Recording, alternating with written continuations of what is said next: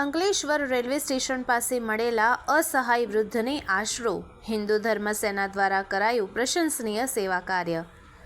હિન્દુ ધર્મ સેનાના helpline number પર એક કોલ પ્રાપ્ત થયો હતો, જેમાં જાણ કરવામાં આવી કે અંકલેશ્વર રેલવે સ્ટેશન પાસે એક વૃદ્ધ વ્યક્તિ બેસેલા છે। તેમની તબિયત સારી નથી અને તેમની સાથે કોઈ પરિવારજન પણ હાજર નથી।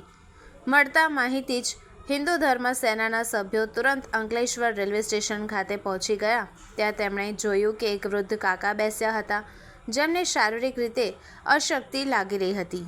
હિન્દુ ધર્મ સેનાના અંકલેશ્વર તાલુકા ઉપપ્રમુખ જીતુભાઈ વાઘ અને તેમની ટીમે વૃદ્ધ કાકાની પૂછપરછ કરી તેમને પાણી અને નાસ્તો આપ્યો।